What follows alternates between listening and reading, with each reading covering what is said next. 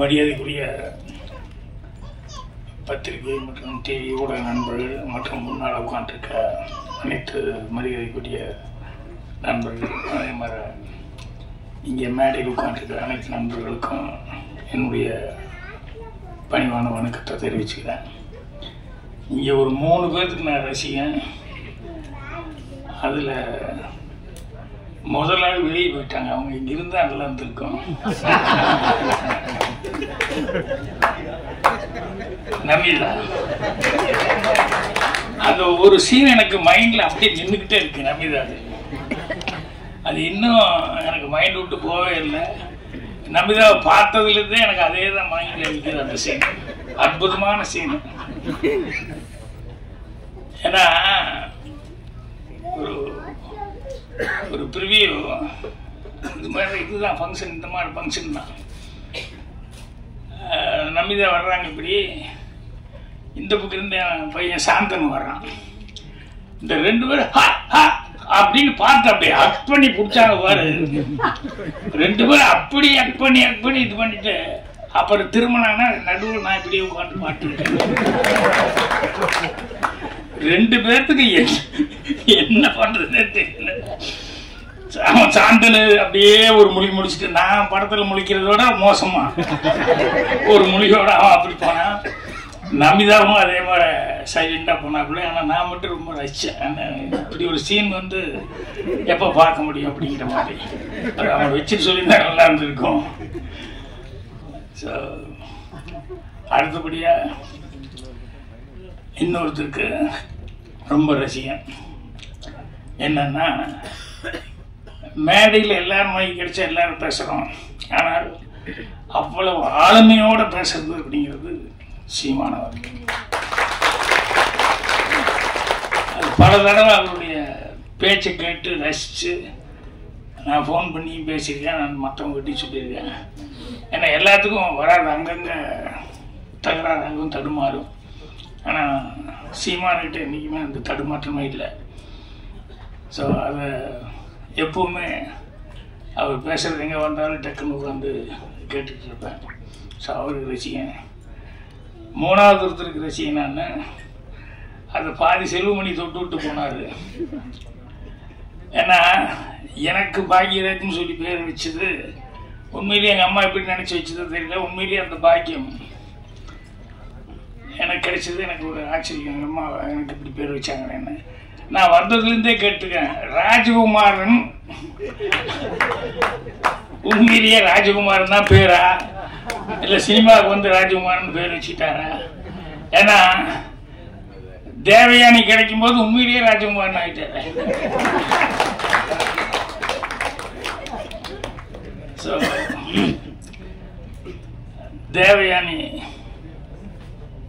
அவங்களுக்கும் நான் ரசிகன். என்னன்னா அந்த ப்ளசண்ட் ஃபேஸ், அந்த சிரிச்ச முகமாக அன்பு வடியுது அப்படின்னு சொல்லுவாங்கல்ல. இந்த கேரக்டர்லாம் சொன்னாங்க, இந்த படத்தில் கேரக்டர் என்ன அப்படின்னு சொல்லிட்டு. எந்த படத்தில் வந்தாலும் அவங்க கேரக்டர் வந்து அவங்களுடைய சீன், அவங்களுடைய அந்த ஃபேஸ் அவ்வளோ ப்ளசண்ட்டாக பார்த்துக்கிட்டே இருக்கலாம் போல் இருக்கும். இதில் வந்து குழந்தைகளுக்கு வந்து அந்த கேரக்டர் எனக்கு ஸ்னாப்சிஸ் அனுப்பிச்சப்போ பார்த்தேன். ஸோ அது அந்த அளவுக்கு அவங்கக்கிட்ட வந்து அந்த அவங்க தம்பி பேசும்போது சொன்னாப்பிலையே, அம்மாவை நான் பார்க்கல, ஆனால் எனக்கு அம்மாவை விட இவங்க தான் எனக்கு மைண்டில் வருது அப்படின்னு சொல்லிட்டு அதுதான் அவரும் செல்வமணி நான் கவனிச்சுக்கிட்டே இருந்தேன், அவ்வளோ ரசித்தாங்க அப்படின்னு சொல்லிட்டு. அது கூடவே இன்னொன்று சொன்னார். என்னென்னா அந்த குழந்தைய பேசும்போது அவங்க அம்மாக்கள் எப்படி ரசித்தாங்க அப்படின்னு சொல்லிட்டு. ஸோ அந்த வகையில் அவங்களையும் நான் ரொம்ப ரசித்து பார்க்குறேன். சந்தோஷமாக இருந்தது. படத்தில் ஆரம்பத்தில் வந்து ஓப்பனிங்கே டைட்டில் அந்த டிசைனோட நிழல் குடை அப்படின்னு வந்தது. அந்த ரீரிகார்டிங் அந்த டிசைனும் வந்து அவ்வளோ எடுப்பாக இருந்தது. அந்த ஆர்ஆர் அவ்வளோ பிரமாதமாக மியூசிக் டைரக்டர் அவ்வளோ அழகாக ஸ்டார்ட் பண்ணி அதுக்கப்புறம் சாங் வந்துருச்சு. ஸோ அவ்வளோ சிறப்பாக பண்ணியிருந்தார். அவர் இல்லாமல் அப்புறம் ஹீரோ ஹீரோயின் அந்த 2 குழந்தைங்க நடித்தவங்க, இன்னும் படத்தினுடைய டெக்னீஷியன்ஸ் எல்லாருக்கும் இப்போ என்னுடைய அட்வான்ஸு வாழ்த்துக்களை தெரிவிச்சுக்கிறேன். இந்த படம் வந்து எனக்கு என்னமோ ஒரு நம்பிக்கை இருக்குது. என்னென்னா, சில பேர் வந்து சினிமாவில் வந்து luck favours to folds only அப்படின்னு சொல்லுவாங்க. அந்த மாதிரி எனக்கு சில பேரெல்லாம் வந்து எப்படிடா இவங்களுக்கு படம் வந்துக்கிட்டே இருக்குது அப்படின்ட்டு இருக்கு. சில பேருக்கு ஏன்டா இவங்களுக்கு படமே வரல, இனத்தினால்டா படம் வரல அப்படின்ட்டு உண்மையிலேயே அதிகமான் வந்து அந்த லிஸ்ட்டில் எனக்கு அதிகமான் ரொம்ப நாளாக மைண்ட்லேயே இருந்துட்டு இருக்காரு. என்னென்னா, அவருக்கு தான் நியாயமாக பார்த்தா அவர் தான் கண்டினியூஸாக படம் பண்ணணும். ஏன்னா அந்த திறமை அவர்கிட்ட இருக்குது. அவர் நேரேட் பண்ணும்போது நான் கேள்வி கேட்டேன்.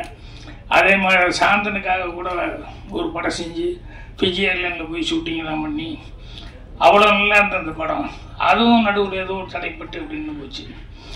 ஸோ அந்த மாதிரி சில நேரங்களில் வந்து 1 கிலோ அறிவாளியாக இருந்தாலும் ஒரு 10 கிராம் அதிர்ஷ்டக்காரங்கிட்ட கை கட்டி தான் நின்னாகணும் அப்படின்னு சொல்லுவாங்க. அந்த மாதிரி சினிமாவில் சில நேரங்களில் வந்து அதிர்ஷ்டம் சில பேர் திறமைசாலிகளுக்கு வந்து கை கொடுக்காமல் இருக்கு. அது எனக்கு ரொம்ப மனசு கஷ்டமாக இருந்தது. ஸோ அதிகமான் அவர்கிட்ட ஒர்க் பண்ணவர் இவர் சிவா ஆறுமுகம் அவர்கள் அப்படின்னு சொல்லும்போது, இந்த தேவையான நிலை இவ்வளோ கேட்டாங்கல்ல, கேட்கவே வேணுங்கிறது இல்லை. கண்டிப்பாக இந்த படம் வந்து படம் நல்லா பண்ணியிருப்பாங்க. கண்டிப்பாக படம் வந்து ஸ்லோ பிக்கப் ஆகும். அது ஓப்பனிங் இருக்கோ இல்லையோ ஸ்லோ பிக்கப் ஆகும். அந்த அளவுக்கு படத்தில் அதிகமாகலாம் வந்து அவரே வந்து ரொம்ப இன்வால்வ் ஆகி இந்த படத்துக்காக வாங்கன்னு சொல்லி கூப்பிட்டாரு. அதே மாதிரி பாலசேகர் வந்து அவரும் வந்து அவசியம் இந்த படத்துக்கு நீங்கள் வரணும் சார், அந்த ஆடியோ ஃபங்க்ஷனுக்கு வரணும் அப்படிங்கிற மாதிரி எல்லாம் கேட்டேன். எதுக்குன்னா, அந்த டைட்டிலுக்கு வந்து நிழல் குடைட்டு வச்சுருக்காங்களே, இவருக்கு இந்த டைரக்டருக்கு வந்து நிழல் குடையாக இவங்கெல்லாம் இருக்காங்க. அதிகமாக நிறைய நண்பர்கள்லாம் இருக்காங்க. இப்போ சீமான் இவ்வளோ வேலைக்கு நடுவில் வந்து அவர் வந்து இல்லை, நான் கடைசி வரைக்கும் இருந்து பேசிட்டு தான் போகணும், எல்லாம் குடும்பமாக ஆகிட்டாங்க அப்படின்னு சொல்லி சொன்னார். ஸோ நிழல் குடை அப்படிங்கிறதுனால நான் அது சம்மந்தப்பட்டது ஒரு 2 விஷயம் மட்டும் சொல்லணும்னு நினைக்கிறேன். ஒன்று வந்து என்ன அப்படின்னா, ஒருத்தர் ஜூனியர் ஆர்டிஸ்ட்டு என்னைக்காவது வந்துடுவோன்னு நினச்சார். கடைசியில் ஜூனியர் ஆர்டிஸ்டாகவே இருந்தார். பெருசாக வர முடியல. அட்லீஸ்ட் அதுலேயாவது கொஞ்சம் வருமானத்தோடு இருந்தாருன்னா அது இருக்க முடியல. கடைசியில் அதுலேயும் அதோடையே கல்யாணம் முடிச்சு குழந்தையெல்லாம் பெற்று குழந்தை பெருசாகி பொண்ணு கல்யாணம் வச்சுக்காரு. கல்யாணம் வச்சதுக்கப்புறம் பார்த்தா கையில் பேசின வரதட்சணைப்படி காசு அவர் எதிர்பார்த்து எடுத்துகிட்டு வரல. எம்ஜிஆர் படங்கள் நிறையா படங்களில் வந்து ஜூனியர் ஆர்டிஸ்டாக அவர் கூடவே கூட அங்கங்கே ஏதோ டைலாக் பேசியிருக்காரு. சரி, கோட்டைக்கு போய் எப்படி நம்ம உள்ளே போக முடியும் அப்படின்னு சொல்லிட்டு போய் அங்கே நின்றுருக்காரு. உள்ளே விட மாட்டேங்கிறாங்க. எப்படியோ தடுமாட்டி கூட்டத்தில் நின்று அவர் வந்து கார் ஏறும்போது பேர் சொல்லி தலைவரா அப்படின்னு அவர் கூட்டத்துக்கு வந்து பார்த்தாரு. கூட நடித்தவங்க அவருக்கு என்ன அரசியலுக்கு வந்தாலும் அந்த சினிமான்றது வந்து கடைசி வரைக்கும் அவர் போகல. அவருக்கு பிளட்டில் இருந்துக்கிட்டே இருந்தது கடைசி வரைக்கும் சினிமாங்கிறது. பார்த்தோன்னே நம்ம கூட நடித்தாள் அப்படின்னு சொல்லிட்டு என்ன வான்னு சொல்லி கூப்பிட்டது. என்ன அவ்வளவு கூட்டத்துக்கு நடுவில் பொண்ணு கல்யாணம், காசு ரெடி பண்ண முடியலன்னு நிறுத்தலாமா, கேன்சல் பண்ணிடலாமாங்கிற அளவுக்கு இருக்குது. என்ன தெரியுதுங்களா அப்படிங்கிற மாதிரி கேட்டாரு. எழுதி என்ன தேதியெல்லாம் எழுதி கொடுத்துட்டு கல்யாணம் அந்த டேட்லேயே வச்சுக்கோ, தேதி மட்டும் கரெக்டாக உதவியாளர்கிட்ட எழுதி கொடுத்துட்டு போயிடு அப்படின்னு. அவர் அவ்வளோ சந்தோஷப்பட்டு போய் கல்யாணத்தை கரெக்டாக ஃபிக்ஸ் எல்லாம் பண்ணி எல்லாம் இது பண்ணிட்டாரு. 1 வாரம் கல்யாணம் இருக்குது. அவர் 2 நாளைக்கு முன்னால் அவர் தலைவர் உடம்பு சரியில்லாமல் போயிட்டார். அவர் இறந்துட்டாருன்னு சொன்னோன்னே இவர் பயங்கர ஷாக்காகி எங்கே போய் யார்கிட்ட என்ன சொல்ல முடியும் அப்படின்னு சொல்லிட்டு 2 நாள் அந்த துக்கத்தையெல்லாம் பார்த்துட்டு 3ஆவது நாள் இவருக்கு பர்சனலாக இனிமேல் கல்யாணம் நடக்காத பிரயோஜனமே இல்லை அப்படின்னு சொல்லி அதோட ஃபேமிலியில் எல்லாருமே வேறு மாதிரி ஒரு டிசிஷனுக்கு வந்து எல்லாம் வாங்கி வச்சுட்டாங்க. சாப்பிட்றதுக்கு எல்லாம் ரெடி ஆகிட்டாங்க. நைட்டில் அந்த டைமில் கதவு தட்டுற சத்தம் என்னன்னா, கதவு திறந்த நான் சிஎம்மோட பிஏங்க அப்படின்னா அப்படியே ஷாக்கோடு பார்த்தா, இல்லை எப்படி அவர் நோட் பண்ணி வைங்கன்னு சொல்லியிருந்தாரு. நான் நோட் பண்ணி வச்சேன்.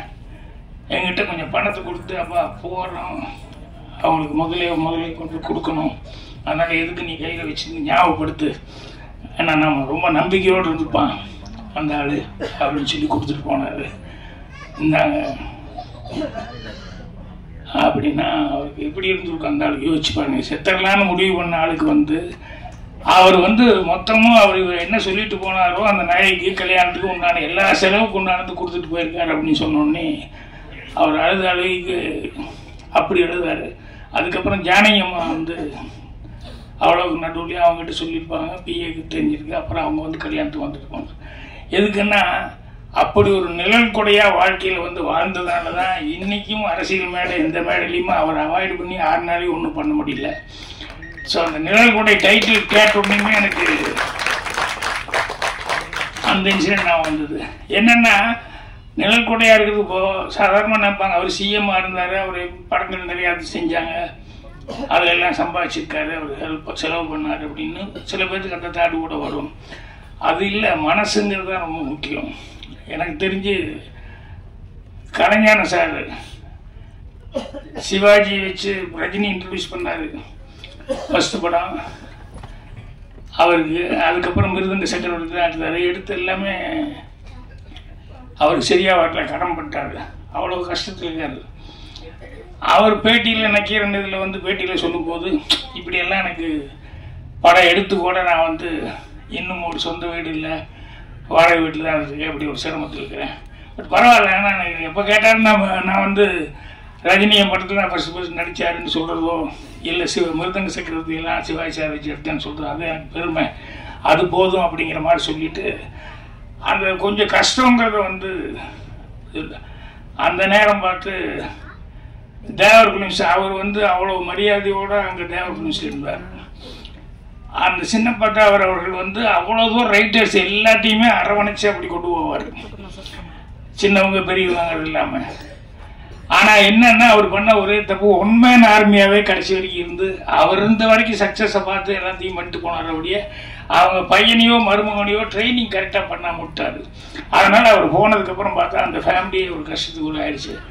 அந்த நேரத்தில் ஏதோ ஒரு அவங்க குடும்பத்து கஷ்டம் இவர் காலுக்கு வருது, ஐயோ அதுக்கு நம்ம ஒரு பணம் கொடுத்து ஹெல்ப் பண்ண முடியாமல் இப்படி உட்காந்துருக்குமே அப்படின்னு சொல்லிட்டு நம்மளே இவ்வளோ சிரமத்துக்கு உட்காந்துருக்குமே அப்படின்னு சொல்லும்போது இவருடைய பேட்டியை பார்த்துட்டு சேலத்தில் இருந்து ஒரு அட்வொகேட்டு, அவருக்கு இவர் தெரியாது கலைஞானத்தை பற்றி, ஆனால் இவர் பேட்டியை பார்த்துட்டு இப்படியெல்லாம் நீங்கள் கஷ்டப்பட்டு இவ்வளோ ஒரு லைஃப்பில் வந்து இருக்கீங்க, ஸோ ஏதோ உங்கள் கஷ்டத்துக்கு என்னால் முடிஞ்சது நான் அனுப்பிச்சிக்கிறேன்னு சொல்லி ஒரு 10,000 ரூபா வந்து அவருக்கு அனுப்பிச்சிருக்காரு.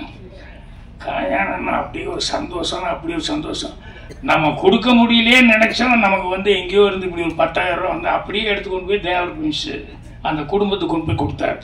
அதுதான் மனசு. காசு இருந்த ஒருத்தன் செய்யறதுங்கிறது பெரிய சமாச்சாரம் இல்லை. அவருக்கே அவ்வளோ கஷ்டத்தில் இருக்காரு, பேட்டி கொடுத்துட்டு இருக்காரு. ஆனால் அவருக்கு ஒரு 10,000 ரூபா வந்தது அப்படின்னு சொன்னோடனே அதை கொண்டு போய் அந்த நம்ம வேலை பார்த்த இடம் நம்ம அங்கே தான் இருந்து சாப்பிட்டோம் அப்படின்னு சொல்லிட்டு அவங்களுக்காக செஞ்சார். அதுதான் மிகப்பெரிய சமாச்சாரம். ஸோ நிழல்குடை அப்படின்னு சொல்லும்போது இந்த கேரக்டர் வந்து கண்டிப்பாக இது வந்து தேவயானை மேலே தான் அந்த டைட்டில் வந்திருக்கும்னு நினைக்கிறேன் நான். கரெக்டாக? ஸோ தேவயானை வந்து கடைசியில் கிளைமேக்ஸ் சொன்னால் அந்த குழந்தை வந்து மிஸ் ஆகிறது, அதுக்கப்புறம் எல்லாமே ஒன்று சேர்றாங்க அப்படின்னு சொல்லிட்டு. ஸோ படத்துக்கே நிழல்குடையாக வந்து அவங்க இருந்திருக்காங்க. அதே மாதிரி அந்த சிவா ஆர்மும் அவர் வந்து என்கிட்ட பேசும்போது அந்த டைட்டில் தரிசன் சிவா என் பையனையும் நடிக்க வச்சிருக்கேன் சார், இவரே சோதனை பையனை நடிக்க வைக்கணும் அப்படின்னு சொல்லிட்டு இந்த அப்பாக்களுக்கெல்லாம் உண்டானது இதெல்லாம் அந்த மாதிரி சில சமாச்சாரங்கள் அதை வந்து வரிஞ்சு கட்டி எதாவது பண்ணலாமேன்னு சொல்லி பண்ணும்போது அதில் நல்லது நடக்கிறது உண்டு, சிலது மாறியும் நடக்கிறது உண்டு. ஆனால் அவர் வந்து சொன்னார், பையனை நடிக்க வச்சிருக்கேன், நீங்கள்லாம் வந்து ப்ளஸ் பண்ணோம் அப்படின்னு சொல்லிட்டு. ஒன்றும் இல்லை, ஒரு 2-3 க்ளோஸ்அப் பார்த்தேன் அந்த பையனது. அந்த பையன் உண்மையிலேயே அவன் லுக்கு, அவன் பார்க்குற இதெல்லாம் வந்து உண்மையிலேயே இந்த பையன் வர முடியும் அப்படிங்கிற அந்த நம்பிக்கையை வந்து கொடுத்தது. அதனால் அது அதில் கெட்ட பேரமானது இல்லையா? வாழ்த்துக்கள். கண்டிப்பாக நல்லா வருவீங்க நீங்கள். அவங்க அப்பாவோட இது சொல்கிறேன், என்ன பெத்தாச்சுன்னா அதோட முடிஞ்சு போகுது. அதுக்கப்புறம் பாருங்கள் இதெல்லாம் வந்து கேட்க வேண்டியது பண்ண வேண்டியிருக்கு. ஸோ அவருக்கு அவங்க ஹீரோயின் எல்லாம் நடித்தாங்க, அவங்க எல்லாத்துக்குமே என்னுடைய இது. இந்த ஹீரோயினுக்கு என்னன்னு தெரியல, இந்த பெரியன்னு அடிக்கடி சொல்லிட்டு இருந்தாங்க. என்னுடைய பெரிய வாழ்த்து, நன்றி, என்னுடைய பெரிய வணக்கம், என்னுடைய பெரிய அப்படின்ட்டு. சரி நான் நினச்சிட்டேன், சரி நமக்கு ஆகும்னா அந்த ஷோன்னு எனக்கு வர்ற மாதிரி வந்து இந்த பெரியங்கிறது வந்து அவங்களுக்கு ஒரு இது மாதிரி வந்துடுச்சு போல அப்படின்னு சொல்லிட்டு அவங்களும் வந்து ரொம்ப அழகாக இது பண்ணியிருக்காங்க. ஸோ படத்தினுடைய டெக்னீஷியன்ஸ் எல்லாத்துக்குமே வந்து என்னுடைய வாழ்த்துக்கள் தெரிவிச்சுக்கிறேன். கண்டிப்பாக நான் சொன்ன மாதிரி அதிகமானவர்களெல்லாம் இதில் வந்து இருந்திருக்காங்க, கலந்துருக்காங்க அப்படின்னு சொல்லும்போது கண்டிப்பாக ஒரு நல்ல படத்தை தான் வந்து எடுத்துருப்பாங்க. அதனால் ஜனங்க சப்போர்ட், பத்திரிக்காரங்க எப்படி நீங்கள் நல்லா இருக்குன்னு எழுத போகிறீங்க, ஜனங்கக்கிட்ட வந்து அது போகும்போது உண்மையிலேயே அதுக்கு உண்டான மரியாதை கிடைக்கும். அப்புறம் இங்கே பேட்டி இந்த மாதிரி தமிழ் ஐஸ்வர்யாவா, ஆமாம், தமிழ் சுத்தமாக பேசுகிறோமா, ரொம்ப நல்லா இருந்தது. நானும் தான் தமிழ் மீடியம் படித்தேன், தமிழில் எவ்வளோ தகராறு இருக்கு தெரியும். ஆனால் தமிழ் அவ்வளோ சுத்தமாக பேசுனாங்க. முன்ன எல்லாரும் சொன்ன மாதிரி என்னென்னா அவங்க கொஞ்சம் டைம் எடுத்துக்கிட்டாங்கன்னா இந்த மாதிரி நேரத்தில் தான் அவங்க தமிழை காமிக்க முடியும். அதனால் தமிழ் உச்சரிப்பு ரொம்ப நல்லா இருந்தது. ஸோ அதனால் நான் நல்லதில்லை என்னை வந்து சீமானை பேச விட்டு அவருடைய தொண்டர்கள்லாம் காணாமல் போய் அதில் ஒரு கேப் ஆகி அதுக்கப்புறமா பேசுறதுங்கிறது இல்லாமல் இப்போ நான் பாருங்க நான் பேசியாச்சு, டென்ஷன் இல்லாமல் சீமான் பேசுறது ஆனந்தமாக கேட்கலாம். ஏன்னா அவர் கதை சொல்லி கேட்டிருக்கேன், சும்மா உட்காந்து பார்த்து பேசிகிட்டு இருக்கேன், அதுக்கப்புறம் மீட்டிங்கில் பேசுகிறேன். இந்த மாதிரி லைவாக சில நேரங்களில் தான் வந்து பேசுறதுக்கான சான்ஸ் கிடைக்கும். ஸோ அதனால் உங்களை மாதிரியே நானும் அவளோட காத்துட்ருக்கேன். மீண்டும் ஒரு முறை இந்த பட டீமுக்கு, அவர் சிவா ஆறுமுகம் எல்லாத்துக்குமே என்னுடைய வாழ்த்துக்கள் தெரிவிச்சுக்கிறேன். நன்றி, வணக்கம்.